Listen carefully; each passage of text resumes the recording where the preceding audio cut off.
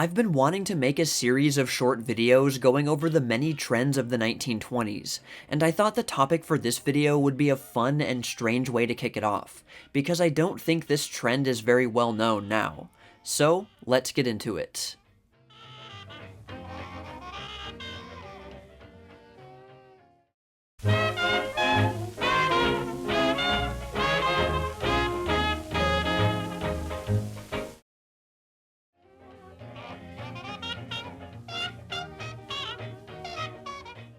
In 1920, a recording was made, probably in Germany for a record label called Decca, that featured a few people laughing for pretty much the entire runtime.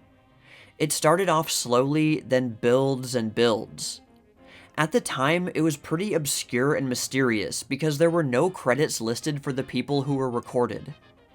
We still can't confirm exactly who the people were, but a few names have come up that seem to be the most likely. 2 men who were musicians and 1 woman who was an opera singer.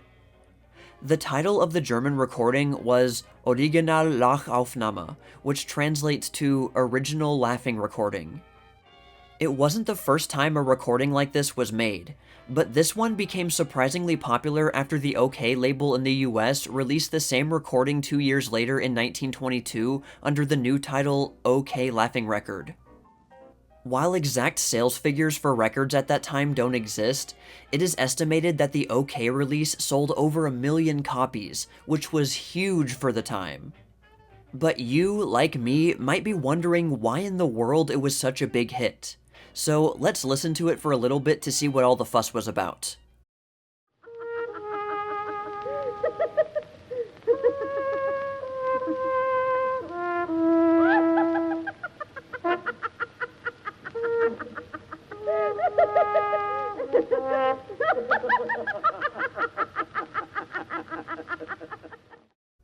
Okay, well that was weird. What's even weirder is that I listened to about a dozen of these from different record labels, and they're almost all exactly the same. I don't mean it's the same recording, but the whole setup is the same. Someone plays what I think is a cornet really badly, causing laughter from other people to erupt, and it gets more and more intense. It's almost always that exact situation. So they must have found a winning formula. I guess then that the reasons for its popularity ultimately come down to conjecture. One reason was that there wasn't a language barrier, so if it could be popular in one country, there was a real possibility that it could be popular in another country with a different language. But you could say the same thing about any instrumental musical record. Another reason was the novelty.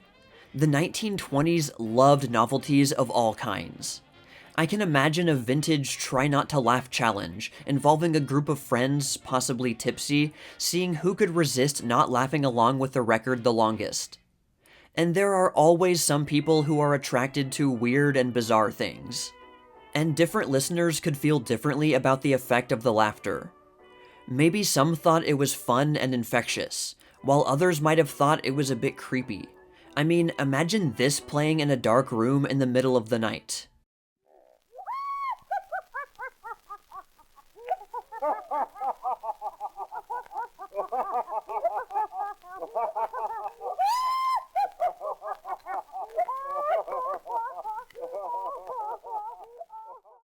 So I guess you could say that it could appeal to people looking for different things. But I don't think people back then considered it creepy or anything, though I couldn't find any evidence for that. It's just a hunch. Personally, I think the weirdest thing about these records is that nobody is actually talking or having a conversation. It's just a cornet and laughing.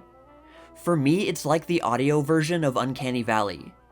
Does anyone just laugh together with someone without saying or trying to say anything for 3 whole minutes? That's the main reason why I can see how some people might think it's creepy. Maybe you could explain it away by saying they're just high as a kite and lost the ability to form actual words, I don't know.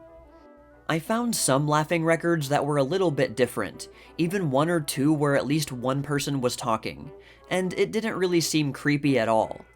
I can play a bit of one of those just so you can have a side-by-side comparison.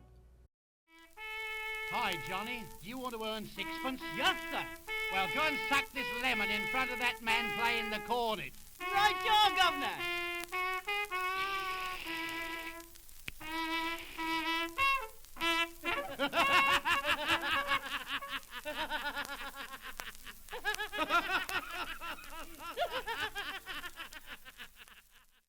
What isn't as much of a mystery as the initial popularity is how the trend continued after the early success. Once it became clear that Laughing Records would sell, it was incredibly easy for any label to make them. In theory, they didn't even need musicians or anyone with special training or talent. They didn't need to pay anyone for lyrics or music, and less performers were required to make them than for a normal recording.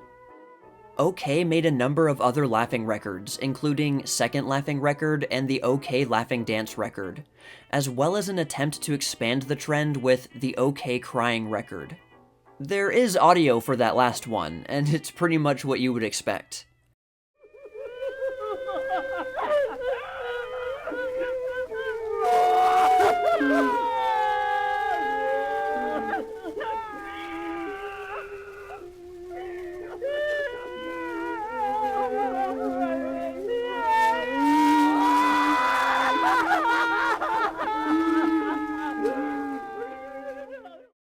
But laughing is a positive, happy expression, so it begs the question, what was the point of making a crying record? I guess it doesn't really matter, but still, it makes me wonder if this rabbit hole goes any further than that. Though it doesn't seem that a crying record trend came out of this. And you can find a slew of other laughing records from different labels on the Internet Archive. I narrowed down the search results down to only the 1920s, and I found a ton of them. They're almost all from around the same time, mostly 1922 and 1923, and the trend seemed to have pretty much disappeared by the mid-1920s, with a few exceptions.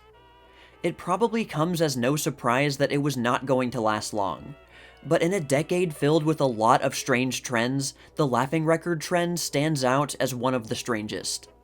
So I'll pose these questions to you. What do you think of Laughing Records? Do you understand their popularity? Do you think they sound funny or creepy? Let me know in the comments. Well, that's all for now, all you sheiks and gals out there, but stay tuned for more tales from the Jazz Age.